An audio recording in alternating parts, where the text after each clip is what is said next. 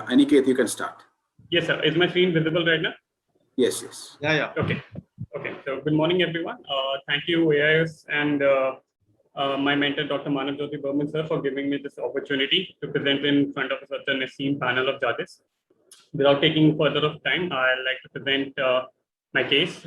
We are presenting a case of macular crisis with detachment associated with juvenile open-angle glaucoma, titled as macular or optic nerve.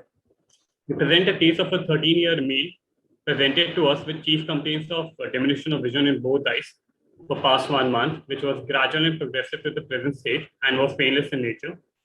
He was diagnosed as open-angle glaucoma elsewhere and was started on anti-glaucoma medication 15 days back. There was no similar previous history of any eye problem or any surgeries or trauma. There was no other systemic abnormality. His family history consists of acquired blind eye in the grandmother, and his elder brother also presented with similar complaints. On examination, his best corrected visual acuity of the right eye was 3 meter finger counting and left eye was 1 meter finger counting. His intraocular pressure was 30 mmHg and 26 mmHg of right and left eye respectively. Color vision was normal. Anterior segment was normal with deep anterior chamber and round and regular and reactive pupil. Gonioscoping revealing open-angle glaucoma in both eyes, showing scleral spur in both eyes. Tachymetry was 539 micron and 536 micron respectively.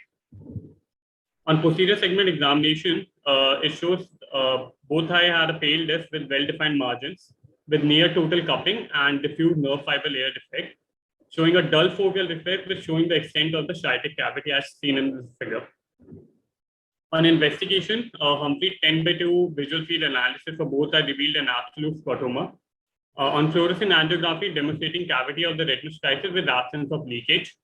ERG revealing flat scotopic, reduced rod and cone response, and normal cone response. On STOCT, showing striatum in the superficial neural retina and multiple cystic-like spaces within the perifoveal region associated with foveal neurosensory detachment. Genetic testing was done, but no specific gene involved was found.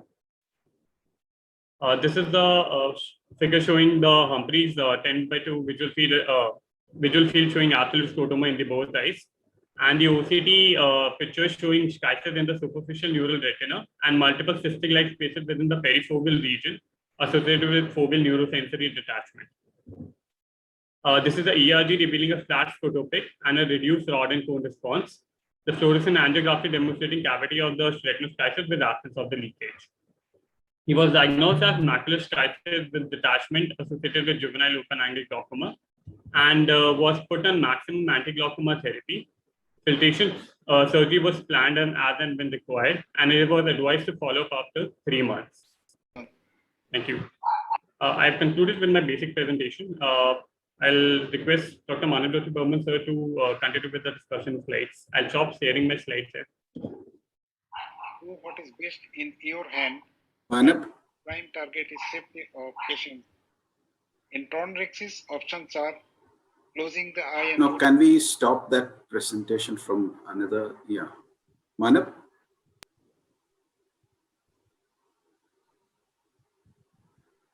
Yeah.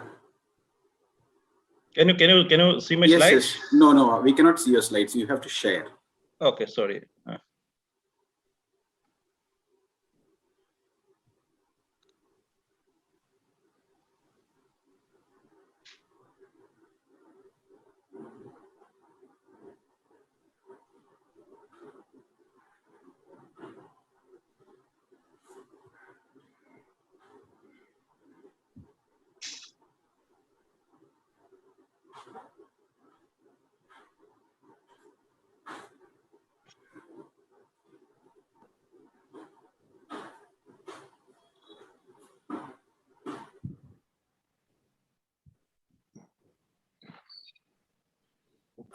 You can press that screen share option.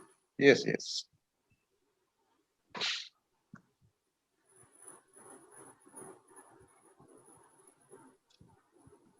It's coming. Yes. Yeah. Good. Yeah. Good morning, all. So this is a case on macula or optic. We are discussing on the whether pathology in the macula or optic nerve. This is So I'm going to discuss for a short while. So a combination of macular retinoschisis and serous detachment has been described in cases of optic pit, optic disc coloboma, vitreomacular traction, juvenile schisis, and pathological myopia. And this association of macular schisis along with glaucoma is relatively a new entity. So there are few published articles. This is a peripapillary retinoschisis in glaucomatous eye. In this around 25 cases they have reported, but none of the cases they had macular schisis. So this is another study on macular schisis and detachment associated with presumed acquired enlarged optic nerve head cup, where they reported 2 cases. This is a peripapillary schisis in glaucoma patients with narrow angle and increased intraocular pressure. And this is one more study, macular schisis associated with normal tension glaucoma. And this is one study by Dhingra et al., peripapillary schisis in open angle glaucoma. They studied around 11 cases. So these are few studies I have found in the SARS. So the studies showed that this type of condition may be associated with all types of glaucoma, normal tension, angle closure, open angle, all types of glaucoma. So the exact pathogenesis is unknown. The source of fluid in the retinoschisis originates from either vitreous cavity or from leakage of CSF through the peripapillary subarachnoid space. One of the most acceptable mechanism may be liquefied vitreous tracks through a break in the thin tissue of the optic cup and into the retina. And considering the published reports, the role of IOP is debatable. Most probably the pathologic changes in the optic nerve head is more important in these cases. So management of this entity can vary depending upon the condition. Spontaneous resolution has been reported, which makes observation a reasonable option. And carbonic anhydrase inhibitors may play a role in these cases. And IOP reduction or improvement in IOP fluctuations may lead to resolution of these cases. And pars plana vitrectomy with gas tamponade has been employed successfully, but in one study by Dhingra et al., they have done around 11 cases of vitrectomy. Out of these, 4 cases developed macular hole. So the risk of macular hole formation is always there. So to conclude, macular schisis and detachment can occur in patients with enlarged optic nerve head cups in the absence of obvious congenital anomalies of the disc. And they may go unrecognized or can be misdiagnosed for other retinal or choroidal diseases and should be suspected and confirmed with ancillary tests like OCT, FFA, and other tests in patients with a large optic cup and abnormal foveal reflex. Thank you. Thank you very much, Manav. So we have a case in which there is glaucoma, high intraocular pressure. We have a large cup in a young person. And we have foveal schisis, not a peripapillary schisis, but a significant foveal schisis. What would be your questions that you want to ask the panel? So yeah, this is a case really. Actually, it is a case of juvenile glaucoma, rather, and reports in juvenile glaucoma are very sparse. Actually, I could not really find any case on juvenile glaucoma. And my question is, should we do any more tests in these cases? That we have done the genetic analysis, and one more interesting finding in this case, maybe not mentioned, that his elder brother also had some sort of schitic changes in the macula, though he is not a glaucoma patient. So that is why we done the genetic test, but unfortunately could not come to any positive genetic findings. So would you suggest any other test or any other approach in this type of cases? Anand? Or Dr. Ajit Babu, sir? I think, sir, you're muted. Ajit sir is muted. Muted, sir. Please unmute. Sir, please unmute. Mute. Yeah, Okay. thank you. I have gone through the literature also, and this is a totally new entity to me actually, and it's been reported in 2007. Exactly. And there are a series of cases where it has persisted for more than a year without much resolution, with control of the intraocular pressure, and only with vitrectomy it has resolved. This part, I think Manav has not mentioned very clearly. But Manav, I would like you to see what is the relation between the macular detachment. Here it is mainly the macular detachment with the schisis, without any connection to the optic nerve head margin. Yeah. So we need to establish whether there is any marginal this thing, because whatever cases reported, they have a large cup disc ratio along with macular detachment and foveal schisis. Though in the absence of optic nerve pit everyone knows, but in the absence of nerve pit, how it is causing, even though there is a raised intraocular pressure probably temporarily, which must have caused some kind of a macular detachment, we need to establish the connection between these two. So, that is one. Two mechanisms have been said. One have been said that there is a formation of micropit that can be difficult to detect clinically. This is acquired micropit formation in the optic nerve lamina cribrosa region, or another maybe some sort of break in the internal limiting membrane may cause continuity between the optic nerve and the subretinal space. So this is the only two possible mechanisms explained. Yeah, that's why I'm suggesting.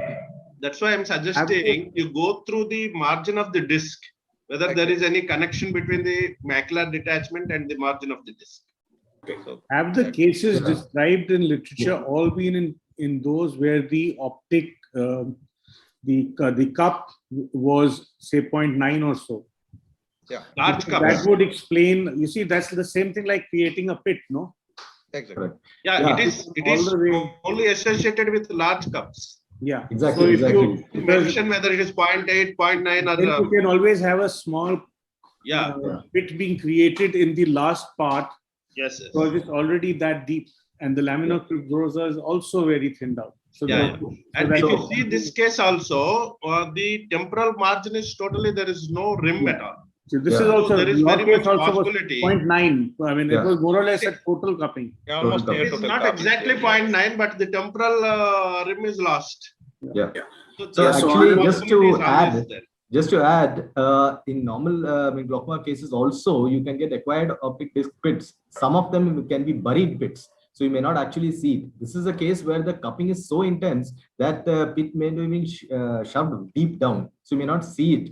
I mean, but the only other interesting aspect to highlight is that the elder brother you mentioned also had schisis Schisis. without any obvious cupping or this thing. So That's true. Yeah. there are two things. One is the which I believe you are right that it is this mechanism associated with deep glaucoma. But the other thing is, could it also be a rare variant of X-linked retinoschisis? Did you look specifically in genetic testing for Exactly. We did the gene? yeah, we did the Because genetic there are test. some mutations where that same panel does not work. So that is the issue. So and it's exactly two brothers, so two males. So there's a very strong possibility that this could have been this thing. And your OCT shows it to be more towards macular retinoschisis than this. People have reported female foveal schisis also in XLR where similar things are there. It could also be a rare Goldman pit Fabry where also you get macular schisis. But I think what you're mentioning is the right thing, that it's a cup which got immersed and buried because of the very high cupping. So And it could also be that it's a family history of glaucoma. yeah, but they Not don't family we history couldn't of find schisis, but a family yeah. history of severe juvenile glaucoma, and consequently the rest of the thing comes out. Yeah, but the brother didn't have glaucoma. Brother exactly did not have glaucoma, but he also has a larger cup. Yes. I Also want has to a- interrupt here. Yeah, I want to think we have move on. Aishwarya's presentation here, and while Yes. her presentation is getting ready, we can discuss. Yes. Sure. Aishwarya, please Yeah. put your Very interesting presentation. case. Yeah, Definitely. very interesting. The only thing is now the glaucoma is significantly there. Otherwise, we would have been a little. Aishwarya, can you share your presentation? And as just word of caution, now this patient has only tubular fields. So doing vitrectomy and ILM peeling will probably compromise even that central field. Yes, So yes, be very that's- careful about that. That is true. Not indicated. Not indicated at all. Vitrectomy. Conservative management. Thank you very much. Okay, if Aishwarya is not there, can we have Madhurima Kaushik? Madhurima Kaushik, that's the third presentation. Yes, sir. Yeah, can you please share your presentation? Okay, sir. Madhurima Kaushik and Dr. Tufaila Shafi are from Srinagar. So, Madhurima. So can you see my screen? Yes. Okay, sir. Good morning, everyone. I'm Dr. Madhurima Kaushik from Department of Ophthalmology, Government Medical College, Srinagar, and I'll be presenting a case with a mistaken identity. The moderator for this presentation is Dr. Tufaila Shafi. Our case was that of a 27-year-old female who presented with gradual and painless diminution of vision in both eyes for 5 months. There was no history of distortion of objects. There was no significant past history. There was no history of ocular trauma, surgery, or systemic diseases. There was no history of steroid use in any form, and there was no significant family history. This patient had been treated as a case of central serous chorioretinopathy at an eye care center, but there was no improvement in vision, and then she came to us. In the examination of the right eye, the uncorrected visual acuity was 6/24, which improved to 6/12 with a minus 0.25 diopter sphere lens. And in the left eye, it was 6/18, which improved to 6/12 with a minus 0.25 diopter sphere lens. The anterior segments were normal. In the fundus examination of the right eye, the disc and the vessels were normal. The macula appeared elevated, the foveal reflex was absent, and there was a round, well-delineated, shallow, serous macular detachment. Inferiorly, fibrous macular scars were present. A similar picture was seen in the left eye, and there were some scattered subretinal deposits which were visible. The first picture is a hereditary photograph, and the lower panel shows pictures from the FFA in which we can see a diffuse mild hyperfluorescence, which was seen in the macular region. And the most significant finding was that of staining of the macular scars. Similarly, in the left eye, we can see a diffuse mild hyperfluorescence is present, which is not increasing in size in the late phases. There is staining of the macular scars, but there is no other extramacular lesion or any focal leak or any gravitational tracts that can be appreciated. So we did an OCT and found bilateral neurosensory detachments with scattered subretinal deposits, which were more in the right eye than the left eye. And as this case had been looked at as a case of CSR, we also measured the subfoveal choroidal thickness, which was 272 microns in the right eye and 300 microns in the left eye, which fell within normal limits. So at this point, since we could not find any clear leak, laser was not an option. What we were left with in our hands was to either do an ICG and find some choroidal leak, which then we could have done in PDT. But because these modalities are not available with us and the patient had persistent subretinal fluid and low vision, we decided to go with a trial of 1 dose of intravitreal bevacizumab in each eye. But after 6 weeks, she still had no response to those injections. So at this point, now we're faced with a situation where we feel there is a diagnostic dilemma. Are we really dealing with chronic CSR, or is there something else that is evading us? The points that are in favor of a diagnosis of CSR are the bilateral neurosensory detachments with subretinal precipitates. Points against it include a non-specific FFA and with no clear leak. There are no gravitational tracts, and why are there macular scars? Moreover, CSR in females is usually diagnosed during middle age. So could this be an atypical macular dystrophy with bilateral central macular scars? We searched the literature and found case reports where patients have been misdiagnosed with chronic central serous chorioretinopathy, but they actually had atypical vitelliform macular dystrophy. We screened our patient, the family of the patient, but that was clear. So at this point, we have advised the patient to obtain an electrooculogram and genetic testing, but these are not available in Kashmir. So she will have to travel out of the state for these and spend significantly.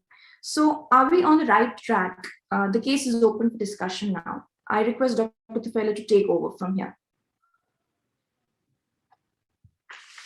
You can stop sharing.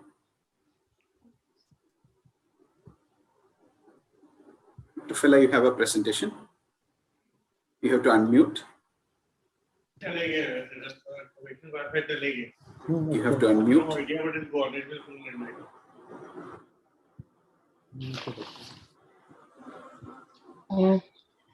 Thank you, Dr. Madhurima. Good morning, everyone. Can you hear me, sir? Yes, yes. All right. Yes. Okay. We are hearing you. You're hearing me, sir? Hearing, Yes. we are hearing. Okay, okay, sir. So I don't have a presentation. I'll just speak verbally. Yeah. Sir, this case presented some diagnostic challenges to us. When we consider the epidemiological characteristics of this patient and the clinical picture, absence of a focal leak, it is clearly not a case of an acute CSR. So then should we label it as a chronic CSR given the persistence of the subretinal fluid? But again, would a chronic CSR present in this age and bilaterally? And then would there not be any gravitational tracts, any pigmentary mottling or any extramacular scars? So then should we consider it as a case of an atypical Whittley-form macular dystrophy in the post-Whitley ruptive stage? But we could not find any significant lipofuscin deposits or any hyperreflectivities subretinally in the OCT, or even in the fundus picture, it is not seen. And why would there be a fibrotic scar? But another thing that came to us was, could it be a pachychoroid spectrum? But the choroidal thickness does not appear to be elevated, and even there are not many pachy vessels that can be seen.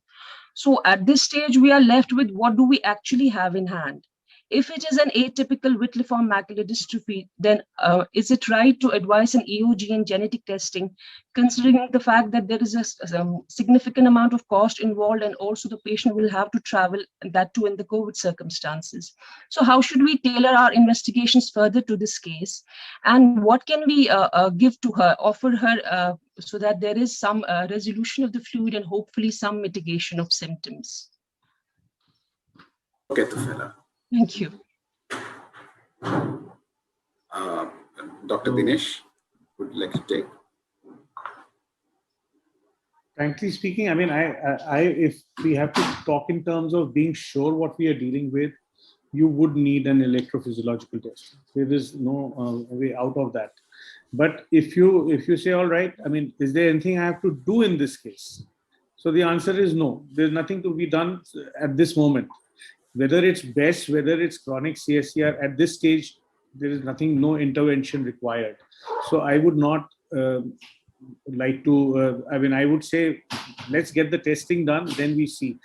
The thing which really goes against chronic CSCR is the lack of that, the petal drop kind of picture, the sick RP. We're not seeing anything like that. It's a very localized disease confined to the central macula. First, I thought maybe some kind of a uveal effusion, but that's more generalized. It's not a localized. Sometimes those cases can present with, when they heal, they present with subretinal fibrosis. But that is a more diffuse kind of picture. It is not a localized picture to the macula only. So that's why I think this atypical BEST is a possibility that needs to be seriously considered and ruled out. Yeah. Thank you, sir. So if I can just jump in, I think, this is definitely not a chronic CSCR. You needn't worry about that. Your fluorescence does it clearly. What we don't have here is the autofluorescence. The autofluorescence may have shown it up a little better. And so this belongs to my mind, the Whittley-form macular group of diseases. Now in this, there are 4 which have to be looked at. There is adult Whittley-form macular dystrophy, which most probably this is. Then there is BEST, its classic form, where you will find all the different stages, the 5 stages. And then there are 2 rare forms, which is autosomal recessive bestrophinopathy and ADVIRC, adult dominant choroidiopathy. So the last 2 are rare. The first 2 are something which we see fairly commonly. Now, to differentiate between this is where you need electrophysiology, EOG, ARG. With this thing, with our adult dominant form, AVMD, you may not find a subnormal EOG, but with BEST, you will definitely. And with that ARB, recessive bestrophinopathy. Whereas with ADVIRC and with AVMD, adult Whittley-form, you will not find it. So that's one way of differentiating this two. Like Dr. Dinesh said, there is absolutely nothing to really push this patient to do anything. Just keep observing this patient. If possible, get a look at close relatives to see if there's any genetic correlate. Exactly. I agree with Anand that you can do 2 things within your purview. Since you said EOG is not available to you, this clinically it's more towards BEST rather than CSR, chronic CSR. That is, all 3 of us will agree. Second is, you can do a autofluorescence if that is available directly to you. Again, it will indicate to you that it's BEST and confirmation will be more clear. Third is that you can go with the family history. You do the family tree, then examine the relatives, immediate relatives of the. That will help you in a large extent. Hello. Thank you very much. Kiran, you can mute. Kiran, you can mute. Yeah. So we are dealing with probably a case of vitiliform degeneration, and as Sir told, autofluorescence would be classic. How often do we get sensorineural detachment with vitiliform degenerations? We see it quite often. In fact, more often than not, it is with a sensory neural detachment. That's a classic presentation. You will find these precipitates under the surface of that neurosensory detachment. Might find scarring rarely, and very often with AVMD, it can even be in an extrafoveal location. It need not be purely in the macular location. That is one key thing to be understood about adult vitiliform macular dystrophy. So all of them will be autofluorescent except for CSCR. Where again, even in CSCR, the subretinal precipitates can be autofluorescent. So that has to be taken. But that's the only thing. The subretinal fluid is actually could be just that is then degenerative. If it's best, it's not a that is called the vitiliform space. Actually, they call it the vitiliform space. So it's not. It's basically it's not fluid. Yeah, it's not fluid. But actually, there will be fluid. Anand, did you check on bestrinopathy? Because I think that shows scars also. Yeah, that's what is part of the. I have a case where we have a case of AVMD where there was in one eye there was a bit of scarring. In fact, that is where it was confused to be a chronic AMD, scarred AMD. And even I think the subretinal precipitates are also described. If you see both the eyes, it is very classic. One, it has gone into scarring, and the other one is still in the resolution phase. See, even the best phase, the final phase is scarring. Yes. Final phase is scarring. So it does go through a scarring. Right eye is scarring already advanced. Exactly. So Dr. Tufela, you got your answer. So let's, for interest of time, let's move to the next case. Dr. Kiran and Dr. Prakash from Calicut will be talking about, please tell us what went wrong. Good morning. Am I audible? Yes, Kiran. Yes. I'm Dr. Kiran, and Dr. Prakash will be the discussant, and we are discussing a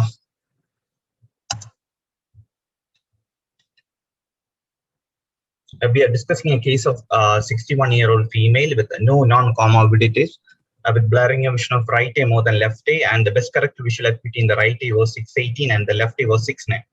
Anterior segment was normal, and the fundus showed scattered drusen's at the posterior pole, and there was some RP atrophy and confluent drusen's in the right eye more than the left eye. And the OCT done showed subretinal fluid, fibrovascular PED, with some subretinal drusen deposits in the right eye, and the left eye there was no fluid as such. There was bumpy RP, some RP atrophic areas, and subretinal drusen deposits. We did an autofluorescence which showed a spectral pattern of autofluorescence with a hyper and hypoautofluorescent areas in the central macula in both the eyes. We did an FFA which showed a few window defects and a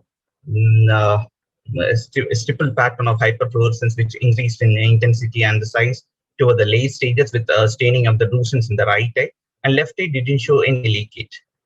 An OCTA was done which showed a vascular membrane under the PED in the right eye. So after establishing a diagnosis of type 1 CNVM in the right eye and dry AMD in the left eye, we decided to start treating her with monthly ranibizumab injections in the right eye. This is the pre-treatment OCT, and the patient had 618 vision, and she had a corneal thickness of 186 micrometer. And this is the OCT after the first injection. After the first injection, the vision had improved to 612. There was some resolution of the subretinal fluid, and we went ahead with the second injection. That the vision remained same at 612, and the subretinal fluid also remained the same. And after third injection, the vision had further increased to 6.9, though there was some subretinal fluid still persisting. And after the fourth injection, though, even though there was not much changes in the OCT demonstrable, the vision had further dropped to 4/60. There was no, the IOP remained stable, and there was no inflammation during any of these injections. And we gave one more injection, and the SRF completely dried up, but the vision had further dropped to 3/60. This is the comparison between the pre-treatment OCT and the OCT after the fifth injection. these are the fundus pictures, but the pre-treatment and after the fifth injection, though there is a small area of RP atrophy that has kind of progressed close to the fovea, there was no other significant changes between these two. We repeated the FFA and to look for any macular ischemia or any further progression of the scarring, which is not demonstrable between, there was no considerable difference between these two FFAs taken after the fifth injection and pre-treatment. OCTA was also repeated, and even though the first OCTA showed long dilated filamentary vessels, which is more of a mature nature and very few final capillaries, there was no significant difference between the OCTA pre-treatment and after the fifth injection. This is the AF. There was no demonstrable progression of the RP atrophy in the autofluorescence also. So at the 6th month, we didn't inject. We observed the patient, and the patient developed some more subretinal fluid, and the vision had spontaneously improved from 3/60 to 5/60. And the 7th month also, we didn't inject. We observed the patient, and the vision further improved to 6/60 in the right eye, and this was the last follow. Now I'll hand over the discussion part to Dr. Prakash. Very interesting case, Kiran. A very interesting case. I'll stop Kiran, can sharing. you? Yeah. So it's as though some fluid is beneficial for vision.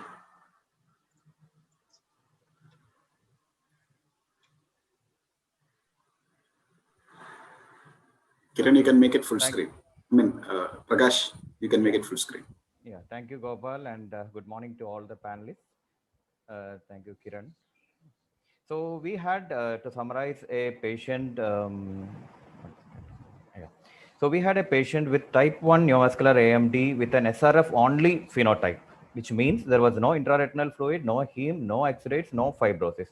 There was some amount of baseline atrophy. There was a shallow FEPD with overlying fluid. There was a thin choroid, and OCTA showed large mature vessels. And this patient received, as per protocol, monthly injections with a sudden drop in vision at a point of time. And once we did a drug withdrawal challenge, there was some improvement in vision. We couldn't exactly pinpoint what was the cause. The only hypothesis we could make was whether could have been a subclinical worsening of the macular atrophy.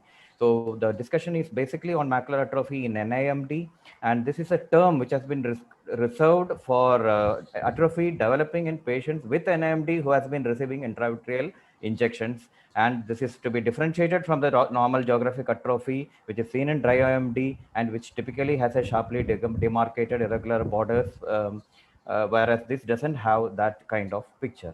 And we have seen from the trials, original Marina Anchor trials, which have been followed up for 7 years, that the macular atrophy severity can worsen over a period of time with continuing injection and can result in vision loss. And in various trials, incidence of macular atrophy has been starting from CAT trial. It showed 38% at 5 years, and it has been as high as 62% in some studies.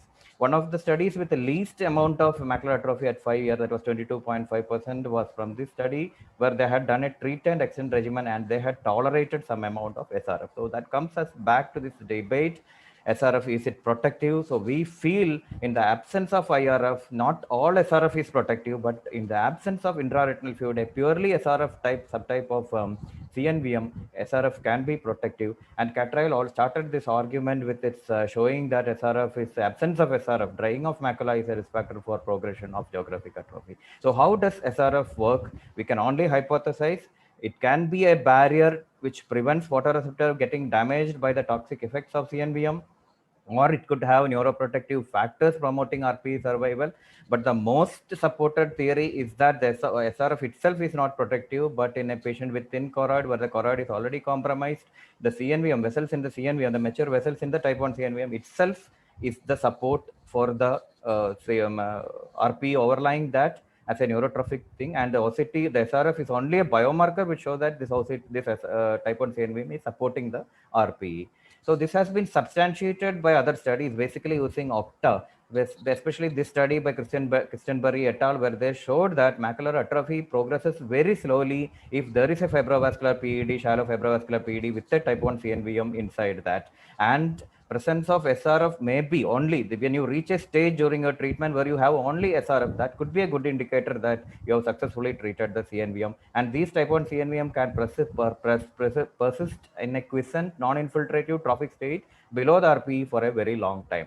And again, Nakano et al. Showed that comparison of type 1 versus type 2 on Octa. They showed that there is lower vessel junction densities in type 1, which shows that they are more mature vessels compared to the type 2. And this pericyte coverage in these mature vessels might prevent them getting easily treated by VEGF also. That was also seen in our case because we expect a complete drying with one injection itself in a normal SRF.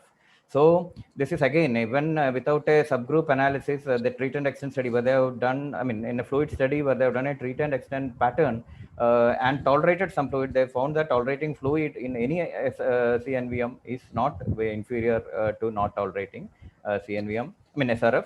So the take home here is not that you don't treat SRF, you have to treat SRF, but in a certain type of CNVM where SRF is the only phenotype which we see of activity, and there is some amount of baseline macular atrophy, and the Octa is demonstrating mature vessels in a setting of a leptochoroid. A treat and extend regimen where we aim to prevent type 2 conversion only should be ideal rather than completely drying your SRF. Our study definitely had a limitation that we couldn't demonstrate unequivocally macular atrophy as a cause of drop-in vision, and we didn't use blue wave autofluorescence, which would have given better. The autofluorescence which used is of poor quality green wave.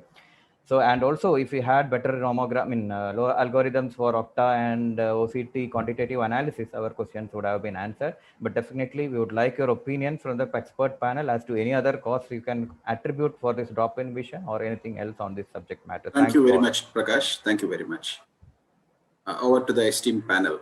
Very interesting case. Yeah, so macular atrophy, as I understand correctly, would occur after long intravitreal injections. This is not macular atrophy. Yeah. See, actually, I have an exact case, and I was just trying to take it out from my own other computer. The difference was, and this is the important thing, it did not occur. The case I had also occurred in a patient who had a very shallow kind of RPED with a little bit of fluid. And the patient improved initially from 618 to 69.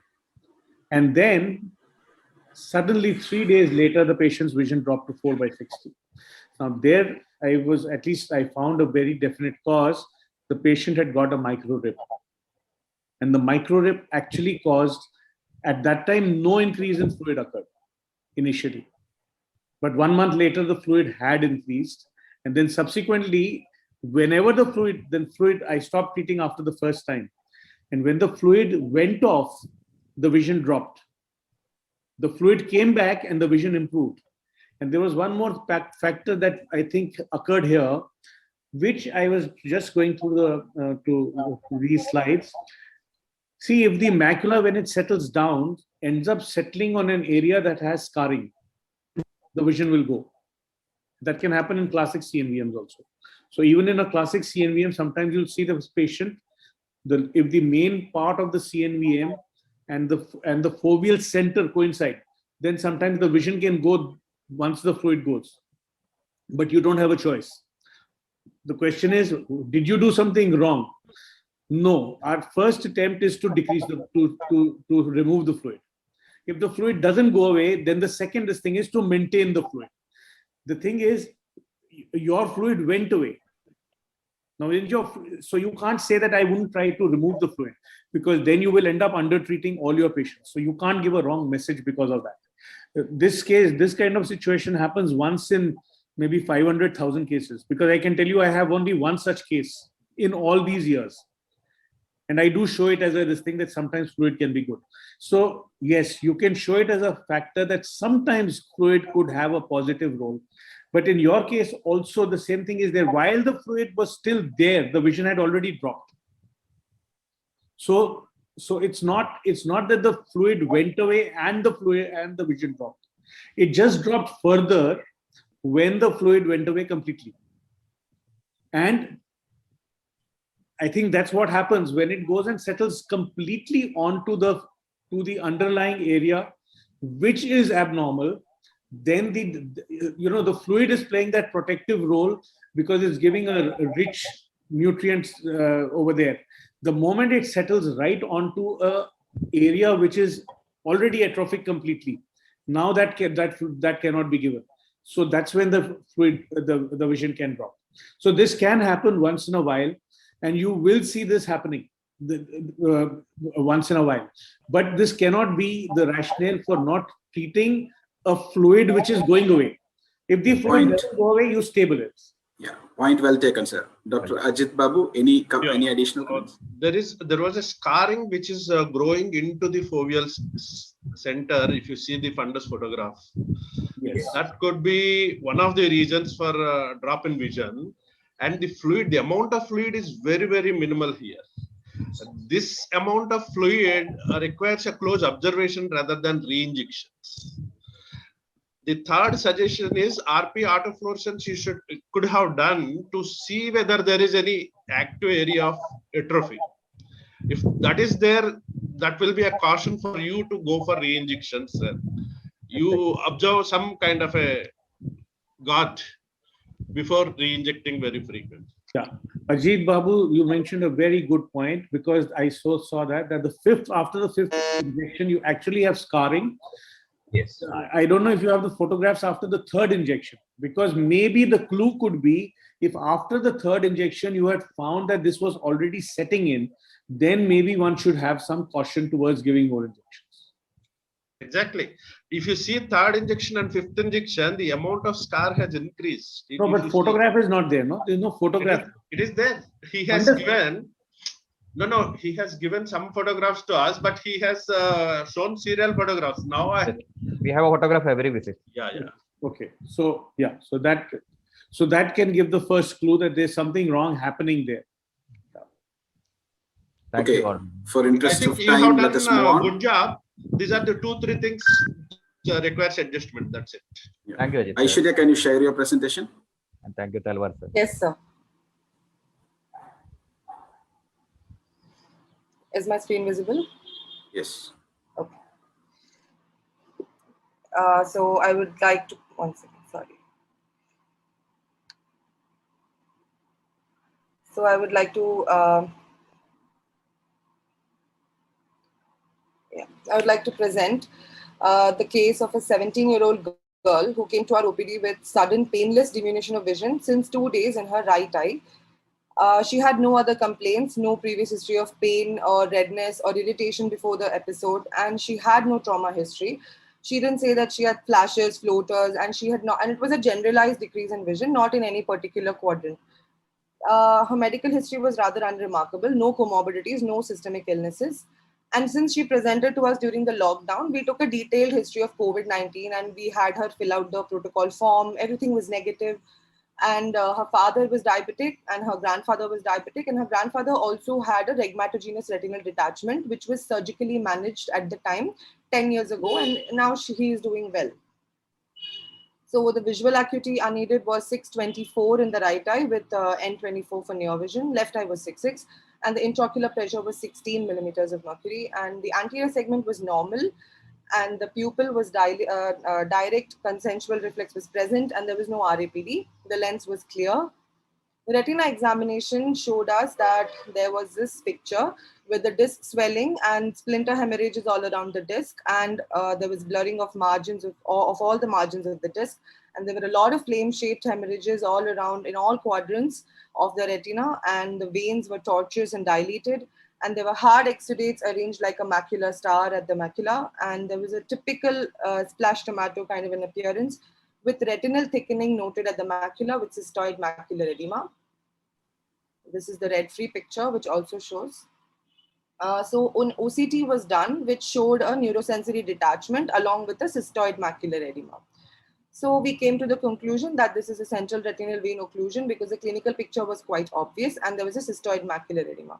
But she was so young, so we were wondering what could be the cause in this girl. So we decided that we need to aggressively investigate her and we need to rule out vasculitis and causes for the same and neuroretinitis because of the macular star. So we did the typical battery of investigations, a CBC with an ESR, a rheumatoid factor, peripheral smear, lipid profile, anti-nuclear antibody, urine routine, blood sugars, ACE, homocysteine, blood urea, nitrogen, osmolality, creatinine, and D-dimer. And all were found to be totally normal. And we were totally baffled. Then we took a UVA consultation and he suggested that we should do an HRCT chest and rule out a tuberculosis as a possible etiology for vasculitis. And look what we found there. So on doing this HRCT, we found that there was this typical ground glass appearance in the CT of the lungs, which is consistent with a COVID-19 pneumonia. And that was the flavor of the season at the time. So we probed her further, and then she gradually revealed to us that her mother had happened to be COVID-19 positive, and she had been discharged from the hospital just a day before the patient presented to us. So now we were shocked. We were like, okay, so definitely now there is something going on here which has not been revealed to us.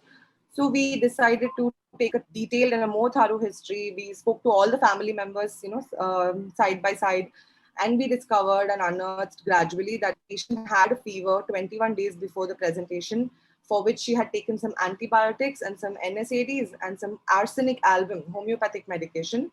And the symptoms were relieved within 2 days. And her father and the patient purposely decided to hide this information because of the current climate at the time.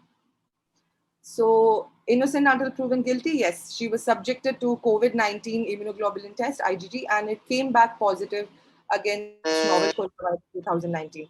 Based on the above observations, we came to the conclusion that it's a CRVO, probably secondary to the COVID-19 infection. So now I would like, I would like Jaideep sir to take over.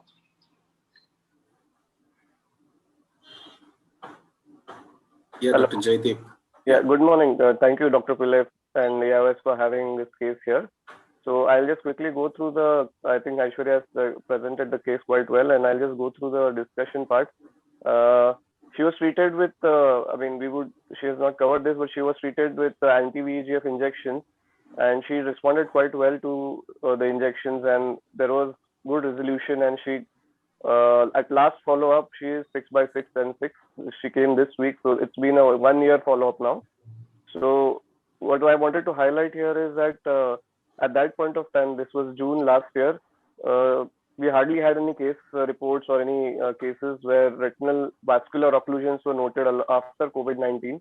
We had a lot of case reports where systemic vascular occlusions have been found and thromboembolic events were known at that time, but we did not know about any retinal vascular occlusion. So especially in a young patient. So this is something which we need to keep in mind when we are, especially in this COVID era, when we come across any vascular occlusions of the retina. And subsequently, there were cases which were reported in India as well as elsewhere, with CRAOs, CRVOs, vasculitis, and so on and so forth.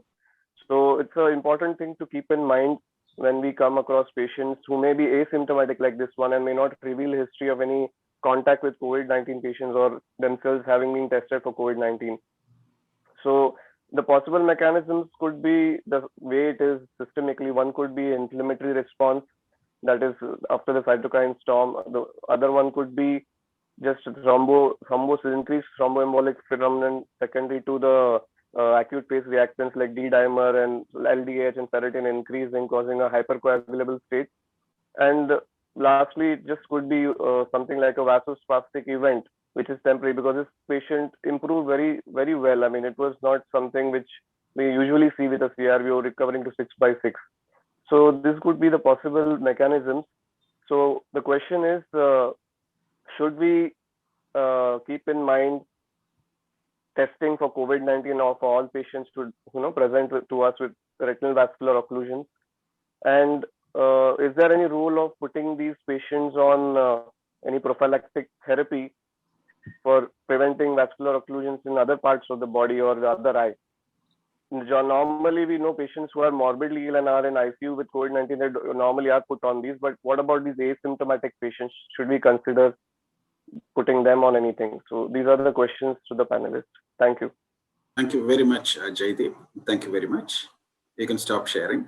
The first question that I would like to ask before we address Jaideep's questions would be, is there any difference in the vascular blocks in a COVID positive situation versus the other usual situations? No.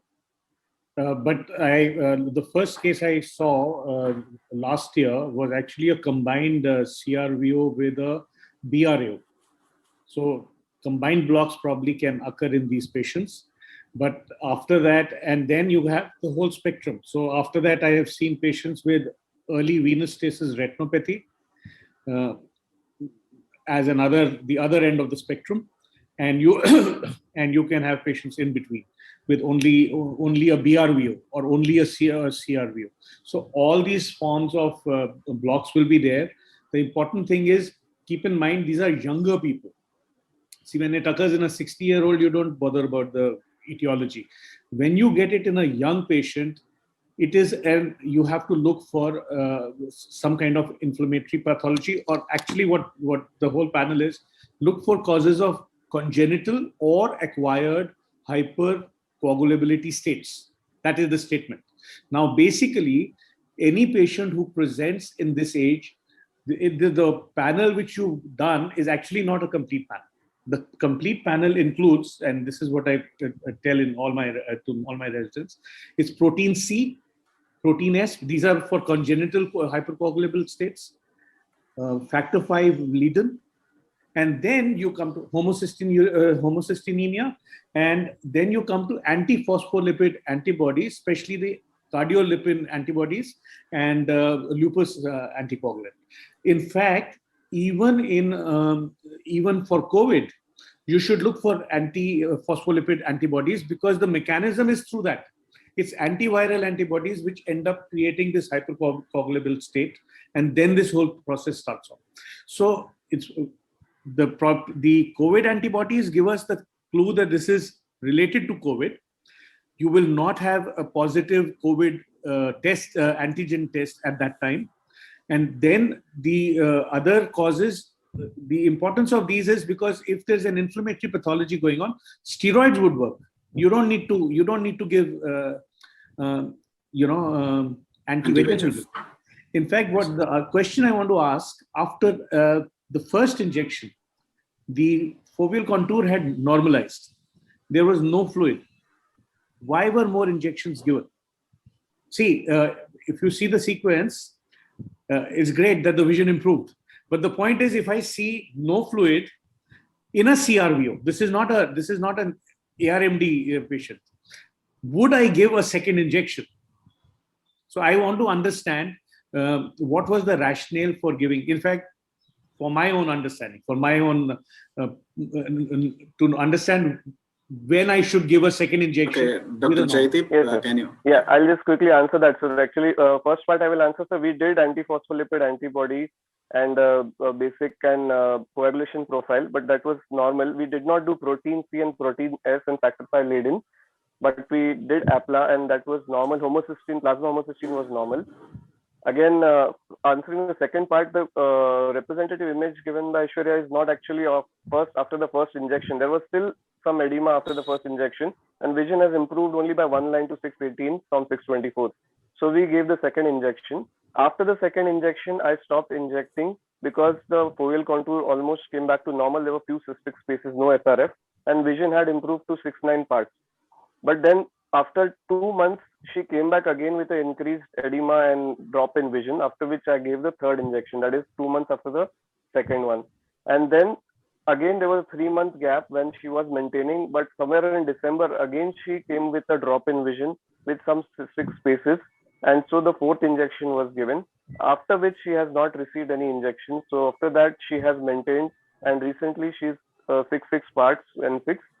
So we are just observing her now. Okay, so I thought that maybe she's getting injections without, I couldn't see the fluid. So that's why I asked you this question. Yeah, I think that was the last final checkup, probably, image. Dr. Ajit, you wanted to say something? Did you start on steroids in this patient? Yes, sir. So we thought of starting on oral steroids for her, but we sent her to she was going to a pulmonologist who had treated a mother for COVID-19. And then they said that, no, she is asymptomatic, so we will not be starting her on anything. We asked him about steroids. We asked him about any kind of, clopidogrel or aspirin or something, but they said that we have documented that they have said that she's asymptomatic and we will watch and observe her. We don't need to put her on that. So that was a dilemma. Okay, two things. I would put the patient on Ecosprin regardless. Yes. See, I will not listen to a physician on Ecosprin for this situation, because this definitely is an indicated thing. Incidentally, even in COVID infection, those who recover without having to go through hospitalization and COVID storm are advised 4 weeks of Ecosprin anyway. I don't know why they. If dimer is high, if D-dimer is high, if the No, activity even is for high, probably normal- they put on anticoagulants. Even also. for normal True, D-dimer, even for normal D-dimer, if you have had a mild infection, for 4 weeks, the protocol is to put on Ecosprin. The only thing is whether to put for a longer period. That is the only issue. And in this case, the only reason I would not give steroids would be if they say that it could worsen the COVID thing, which is not likely because the COVID thing is over now. Thank So you, sir. I would have considered giving steroids also, and I would have talked to the physician about if there is a contraindication to steroids. Steroids are not the cause. This is not COVID Time related. is up. Yeah, yeah, sir. I agree, think sir. I agree. we have Consultation to with the move on. physician or pulmonologist before means in each of these aspects actually. Yeah, Rehna, can you Yes, sir. start I presenting? agree. Thank you. Yes, Thank sir. you, sir. Thank you for your valuable comment. Thank you for the opportunity. Rehna, can you start presenting? Yes, Yeah. sir. So in between, let me tell that there is something called thromboelastogram, in which you can actually look at each and every step of the extrinsic and intrinsic pathway. Over to you, Rehna. Yeah. Good morning, everyone. So we have here a 40-year-old female who presented with a frontal headache for 3 months and decreased vision in the left eye for 1 month. Ocular examination, her visual acuity in the right eye was 6.6 and left eye 1/60. Intraocular pressure was normal, extraocular movements were full, and anterior segment was normal. Examination of the fundus, you could see that the disc margins were blurry and there was some amount of peripapillary fullness of the disc. The vessels and macula was normal in the right eye. The left eye, again, the disc margins were blurry. There was peripapillary fullness. That is, that is grade 2 papilledema. The macula showed increased thickness with subretinal fluid and X-rays arranged around the fovea. Disc edema was confirmed on OCT of the RNFL, which showed increased peripapillary RNFL thickness in both eyes. The OCT done through the macula showed subretinal fluid, hyperreflective area due to CNVM complex, intraretinal fluid, and hyperreflective spots due to the X-rays which were there at the macula. So autofluorescence in the left eye showed an altered autofluorescence pattern in the macula in the left eye. On doing fundus fluorescein angiography, the arterial phase, you could see at the juxtapapillary area extending to the fovea, there is a hypofluorescent dumbbell-shaped area, which again, at the venous phase, changed into hyperfluorescent, and it increased in intensity and size towards the later phases, suggestive of leakage, and the disc also showed some amount of leakage at the later phases. So due to papilledema headache, the patient underwent a neurology consultation. The MRI was taken to rule out space-occupying lesions, which was normal. The opening CSF pressure during lumbar puncture was found to be elevated, and the CSF study, that is the sugar, protein, and cytology, was negative. So our diagnosis is idiopathic intracranial hypertension and juxtapapillary choroidal neovascular membrane in the left eye, which is extending to the fovea. So she was started on Diamox 250 milligram 4 times a day for IIH, and due to active CNVM, she was started on anti-VEGF in the left eye. She chose to have bevacizumab. So after 1 month of injection of bevacizumab, her visual acuity improved to 360, and you can see that the fluid has decreased in the left eye at the macula. And she was given 3 consecutive injections, and at 3 months, it improved to 636 with this macula. And regarding the disc edema, it also came down. This is the picture at 3 months, which clearly shows that the disc edema has come down in the left eye, and she continued to be on Diamox. At 1 year, her visual acuity improved to 618 in the left eye, with almost completely drying up of the macula with some scarring. So during this period of 1 year, she received a total of 9 injections in the left eye, a period of 1 month, either after 1 month or 2 months. So that is the picture at 1 year. You can see that the disc edema has completely resolved. There is scarring. The fluid has gone, the exudates have gone. And after 1 year, she maintains a visual acuity of around 680. And in between, she gets recurrences when she gets injections of bevacizumab PRN, on a PRN basis. That's the case. And over to Natasha ma'am for discussion.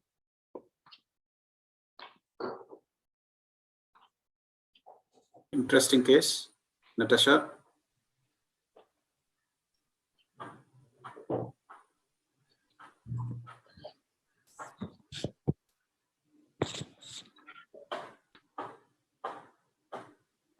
You're muted. Please unmute. So good morning, everyone. Thank you, Rehna. So this is the case with that severe vision loss in IIH, but this time it was not due to optic atrophy that it usually occurs. and it was due to a choroidal neovascular membrane. And this patient's vision was under threat from both these dangers. That was our confusion, whether it is totally unrelated two conditions or that have just occurred together in the same person, or are they actually related. And we found in literature that CNVM is a rare complication of IIH, and peripapillary choroidal neovascular membrane can be seen in 0.5 to 0.53% of cases. The pathogenesis is said to be secondary to pressure deformity of the border of the Brooks membrane at the optic disc, with discontinuity of the normal anatomic opposition of the chorioretinal layers. This anatomic dehiscence, coupled with the hypoxia created by the axonal tissue swelling and resultant impaired vascular perfusion, is what results in this choroidal neovascular membrane.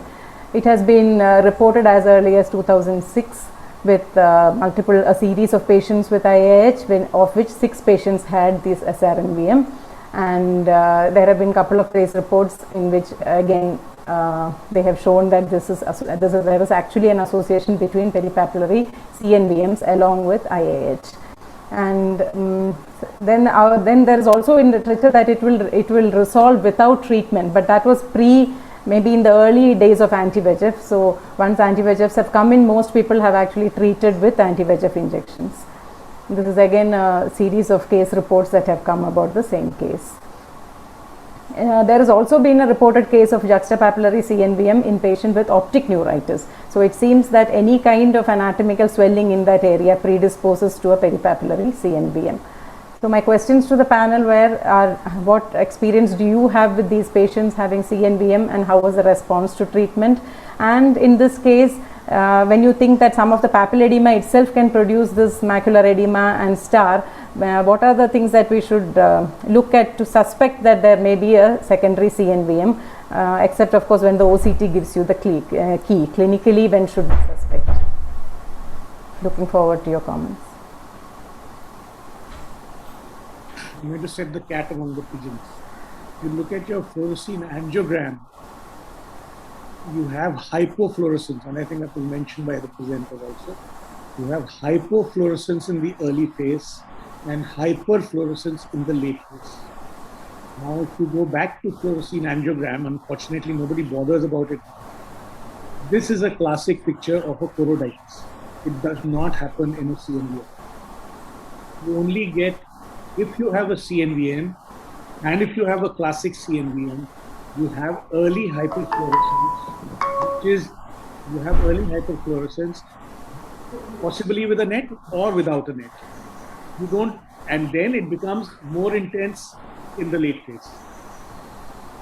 So, and the second thing is, if you see the OCT, there is no disruption of the RPE. Both these things point to the fact that this was not CNVM, but was a choroiditis. I'm just saying, if you go, see, even if you have to go wrong one, I mean, if I have to go wrong, I should go wrong in a logical manner. So logically, Raja had to come out of his oblivion to counter you. Yeah. So I'm just telling you. So no, let him complete. So basically, you have a situation where actually this could look like a choroiditis. And the second thing is, anti-VEGF agents will work. Because now we have, I think there are a lot of studies coming from PGI also, where they've been giving anti-VEGF agents for active choroiditis, and it works. So, because they have an anti-inflammatory effect. So I have an issue with the fact that the fluorescein angiogram is not consistent with a classic CNVM. The OCT is doubtful for a classic CNVM, and the rest, yes, you could have a combination of CNVM also with benign intracranial hypertension. That's not an issue. And then a choroiditis would explain the disc edema much more than a CNVM would. That alone could become a reason for why you got the Talwar, here it is a bilateral disc edema. Bilateral disc edema. Exactly. Yeah, so intracranial tension is high. Definitely high. It is a mild type of BIH. Very mild.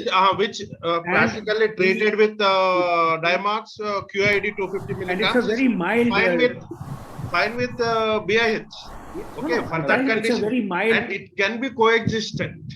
I The don't deny that. CNVM I am can saying my existed. fluorescein picture. Let us now come to the left eye where you are debating between choroiditis and Let's go to. CNV. Let's have a look at the FA first. Have a Can look you at pull up the that? Can you Now share the go to screen? the fundus photograph, right? Okay, Anand can also you, has Rehana, come. can you share it again? Yeah, can you just share that, because it's a moot point of contention. I believe it's CNVM. So anyway, can you show that? So you know, No, it is kind of- CNV. So there is, you can see a early leakage. Rehana, can you share the share, fundus that was- photograph first and then So it could be quality of the image also. That's why I said the quality of the image is also an issue. So yeah, so No, based on this, I would still call it exudates very and much a hemorrhage is in going in favor of CNVM rather than a choroidal. The exudation goes in favor of a CNVM. Yes. Yes. Okay. Correct. I am Then only go to pointing out the controversy within the issue in this. Yeah. No, here you can see there is a whitish layer which is dirty white, also goes in favor of CNVM. Between the disc and the macula. Yeah. Yeah. So Let's go to the next. choroiditis for me photograph, should be yeah. more yellowish. So CT and FFA. Yeah. Next FFA. Yeah. Yeah. You don't get this hypofluorescence in a CNVM. So that's a very, very early frame, sir. That's very Yeah, early. that's serious frame. And you can see that. That's what I'm saying. You could be missing it. Yeah. So you go to the next frame, but you by this frame, by the arterial phase, the CNVM should also be fluorescent. So there should have been a component within this. I'm not saying the whole thing should be fluorescent, but there should have been a component within this where the main area of the CNVM is on your later phase. You should have had an early phase hyperfluorescence within that. The fluid would would create a hypofluorescence. No. around When that. there is Talwar, when there is a fluid which is very turbid in the initial phase, there can be a hypofluorescence, I agree. which can become hyperfluorescence in the later phase. Listen. That's You what will exactly never say happening. hypo in If you the see, if you see the whole lesion, it is not fluorescing so well in the third picture. Whereas when you come to the fifth picture, the hyperfluorescence is uniformly high. Yeah. Also, your entire case is built upon the hypofluorescence. Now, that hypofluorescence is also contributed by the disc edema, the spillover. Disc That's edema also- and the peripapillary Correct, edema of the retina. peripapillary edema. So therefore, your entire case is built across upon that hypofluorescence. So that is masked by the disc edema and the CNVM edema. Yeah. Whereas the third picture and the subsequent, the last picture, show it clearly to be CNV network. And At from my what experience, time? just to We add, don't have the time. What is the time for the third picture? I mean, What is the time for the third picture? it's Sir, a If it is at 1 minute, it's not relevant. It's a Yeah. EV If it is at phase, 30 seconds, it's still relevant. Okay, Yeah. sir, I will personally communicate it to you, sir. For No. the interest of time, let us OCT must be move. there. Let us No, let us have Shivani OCT must present the be next case. Let us have Shivani Sinha Yeah. present the next case. Nano RVO. When she's sharing, we can discuss further. Can Shivani present it? The OCT, if you compare simultaneously, it will tell whether it is choroiditis or CNVM. Predominantly. Okay, Thank Shivani, you. over to you. If you had Thank an you, option. everyone. Thank you for the discussion. Good afternoon, all. And at the outset, I would like to thank Dr. Gopal sir for giving us a chance to present here. I'll be presenting a case of RVO and a case of nanophthalmos.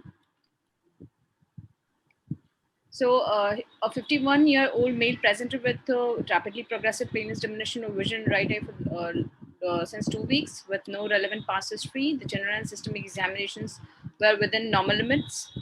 The right eye best corrected visual acuity was handled with an accurate projection of light, and in the left eye it was 618. The AR values pointed towards a high hyperopia.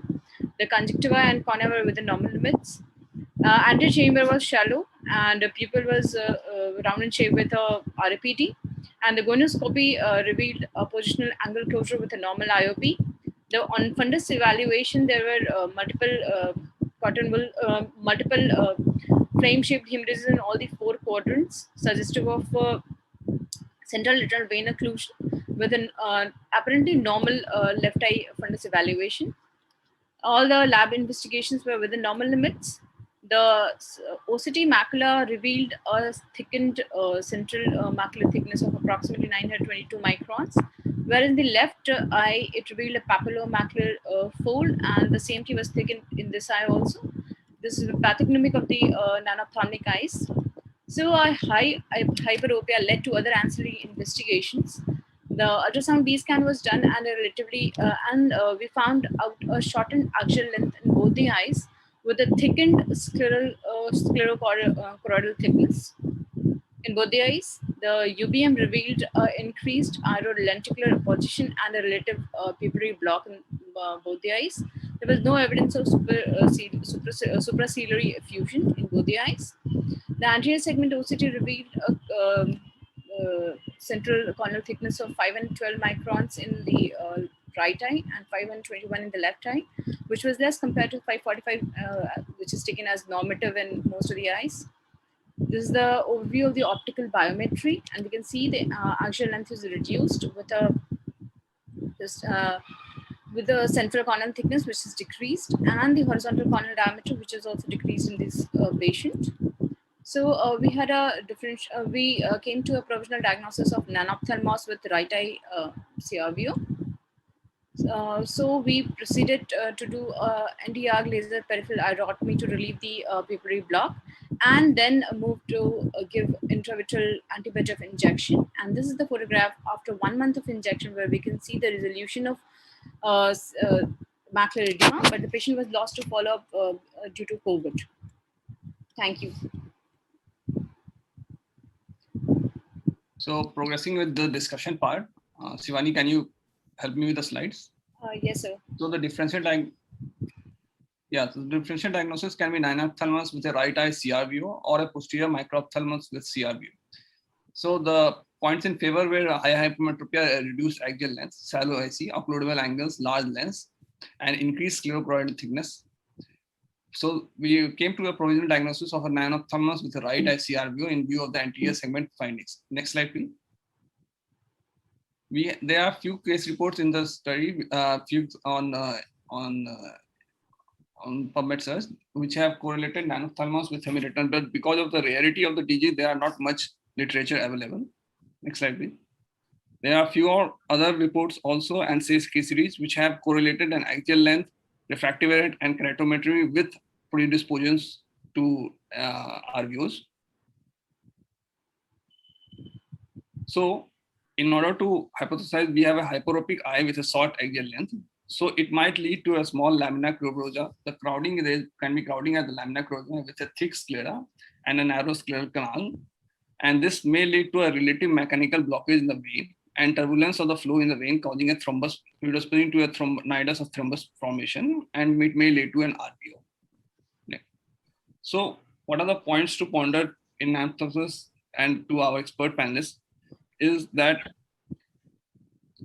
there is an associated glaucoma. We have an increased lens eyeball volume rotation. There is an associated ciliochoroidal effusion or ciliary body detachment. And so in this case, what can be the normative data for the CMT, and what should we take it as a normal, and how to extrapolate in this view of a papillomacular fold in nanophthalmic eye. And let's say after 3 months or 4 months, the patient needs a PRP. So should we go for an extensive PRP, or what are the chances of risk of developing a choroidal detachment post PRP? So thank you. Thank you very much, Abhishek. Can you stop sharing so that we can come to the panelists? Yeah. Who would like to take this? So very interesting nanos here. Confirm that is it a nanophthalmos or a microphthalmos? Because if you see the axial length, it is very, very short. Yeah, but the lens volume appears to be normal. So this fits into the classical description of an nanophthalmos with a normal lens. So the lens with axial length volume appears to be predisposing to a nanophthalmos. Yeah, I agree. I think they have a case. This is a coincidental pathology. Two different pathologies happening the same thing. We know in nanophthalmos there is uveoscleral outflow issues. There is a compromised or altered sclera in most cases, type 1 and type 2 in the effusion cases. So this could be a crowding of the disc. with this resultant vascular occlusion. I think you're on the right track with management and done fairly well. It's a tough case to manage. Anand sir, what should be the normative data we should take, because in the view of the choroidal folds and the associated papillomacular folds, so how should we go about in this, or is there any data which exists in the literature regarding how we should go about this is a rare case, and you don't have normative data for nanophthalmos as such. Yes. And it's a moving game. So the issue will be on top of this, if you have a uveal effusion also popping up, then it will be a difficult thing. Yeah. So that's what you have to look. And in regular nanophthalmos cases also, we know when the magic number is 18, when it goes below 18, and so you will have, even in an absolutely flat regressed case, you will have macular folds, horizontal macular folds, which you see that's accepted pathology for nanophthalmos. So you don't have a definitive nomogram. You have to look at it with all the imaging modalities you have, especially SDOCT, EOCT. I think that's not only that. When the folds are there, in between the folds, the retina there also it is more thickened. Yeah, it is not normal, and we don't have enough numbers to create a normative data. That is the problem. Sir, can I ask one more comment from the expert panel? What is the experience? What are the, as a VR surgeon, if we have to undergo, this patient has to, by God grace, if the patient has to undergo a surgery, what are the, like we have a lot of data on, a lot of literature on how to approach a case of nanophthalmos in an anterior segment surgery. Yeah. So what about if we have to approach a posterior segment surgery? What are the precautions we should take in case of posterior segment surgery? First of all, I've done quite a few of these uveal effusion syndrome nanophthalmos cases. The main thing is the indication is not for every nanophthalmos uveal effusion, it is for uveal effusion with detachment. And the characteristic thing about this uveal effusion syndrome, there are three types. I would ask you to look at that article by Yuyama, where he's looked at the three types of uveal effusion. Sclerostomy works in the first two, when the axial length is less. In type 2, where the sclera is abnormal but the axial length is more or less normal. In type 3, very little literature, does not work well. In 2017, I think Shields group in the IGO, in the Axel Hansel lecture, they published their results about 107 eyes or something like that, 117 eyes, where they found benefit with steroids. My personal experience is steroids don't help. They actually increase the water retention capacity, and actually I have seen cases where we've given it and it's actually increased the detachment. So what I do is sclerostomies in the two inferior quadrants. Many people do sclerostomies in all four quadrants.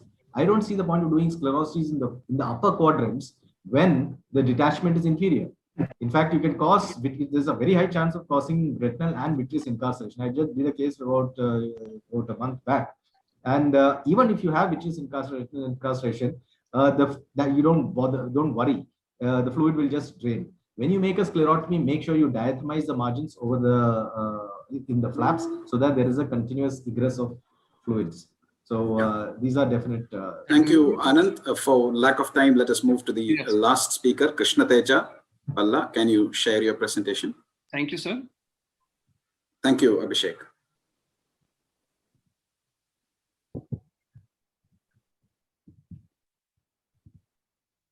Twinkle, twinkle, little star. Okay. Morning, everyone. My name is P. Krishna Teja. Today, I'm going to present a case of 23-year-old male patient who presented to the hospital with sudden painful loss of vision in the right eye since 1 day, associated with redness since 3 days. There is no similar complaints in the past. Whereas coming on to the history in 2015, he had an episode of headache. For that, he got neurological evaluation done, and where the contrast-enhanced MRP showed subacute cortical sinus thrombosis involving the right lateral sinus, anterior aspect of the stride sinus, and posterior aspect of superior sagittal sinus and internal jugular vein. And he was started on low molecular weight heparin and oral anticoagulants. No similar complaints in the family. So his best corrected visual acuity is 3/60 in the right eye with normal intraocular pressure, and mild dyschromatopsia of 12/17 plates is seen. And anterior segment examination showed grade 1 RAPD according to Pelletel classification. Whereas left eye was absolutely normal with 6/6 of vision. And fundus picture showed blurring of disc margins along with the flame-shaped hemorrhages, which are seen in the peripapillary area and extending all along the arcades and involving the macula also. And venous tortuosity is seen and arterial constriction is also seen, and whereas cotton wool spots are also seen in the superior-temporal arcade. And these hemorrhages are not extending beyond the equator. Coming out to the left eye was absolutely normal. So we made a provisional diagnosis of ischemic CRPO and advised investigations of all thrombotic events, including OCT, FFA, and along with the COVID RT-PCR test, D-dimer, serum ferritin, and coagulation profile also. And we advised a neurology review. So 3 days after this thing, he reviewed with high serum homocysteine levels of 21.2, and rest all investigations are within normal limits. A neurology review showed MRV features of dural venous thrombosis, including the mid-superior sagittal sinus, proximal stride sinus, right transverse and sigmoid sinuses, and the short segments of parietal cortical veins. But there is no evidence of any increase in intracranial pressure. And he was started on TAP Homin and TAP Acetron. And now the fundus picture showed an early, additional finding of early macular star formation. So now we started to think of the diagnosis, neuroretinitis, and we took a history of any contact with pets, no history, and no history of any prodromal symptoms like fever, lymphadenopathy, and no history of any oral skin or genital lesions, and no history of any headache or head trauma. Now additional investigations are also advised, including serological studies of CMV and Bartonella Hensley. We advised, but it couldn't be get done because of the COVID pandemic situation. And serum ACE levels, ANA, rheumatoid factor, toxo IgG, IgM, leptospira, lines, peripheral smear, LFT, and RFT. And OCT showed evidence of subretinal fluid in the right eye, no evidence of any intraretinal edema, and left eye was normal. And FFA showed delayed choroidal phase, and disc clique started appearing, and there is a staining in the temporal macula. Left eye was absolutely normal.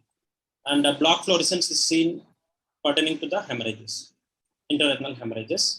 And whereas the late phases showed hyperfluorescence in the center of the disc, which is actually because of the angiomatous lesion in the center of the disc.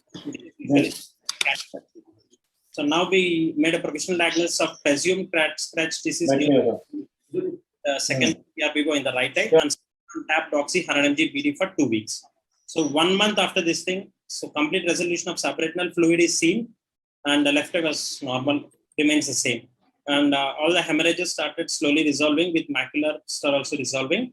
And we can see the mild angiomatous lesion here.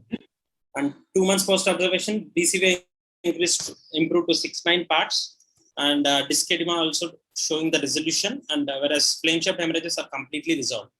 And here we can see the angiomatous lesions. OCT was normal. So this is the sequence of pictures starting from the initial. Thank you. Now I'm handing over to my discussant, Dr. Rimpika Mahajan. Yeah, let's rapidly come to the discussion.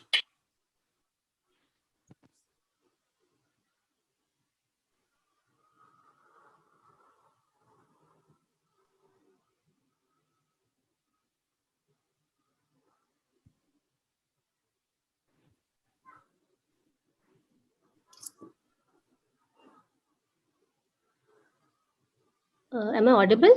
Yes. Yeah. Yes. Good morning, everybody. I'm Dr. Rimpika. Make it full screen.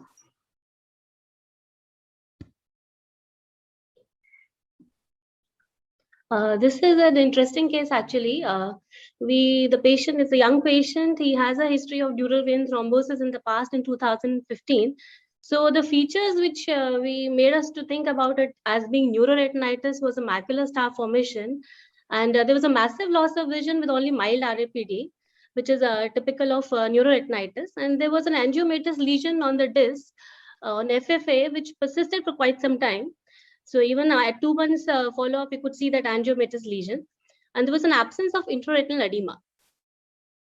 The features which were a little confusing were actually it was an associated CRVO along with cotton wool spots and frame-shaped hemorrhages, which were just limited to the posterior pole, and they were not extending beyond the equator actually, and with vessel tortuosity. So we were in a dilemma whether to treat it as a CRVO, give anti-VEGF, give steroids, or treat it as a neuroretinitis.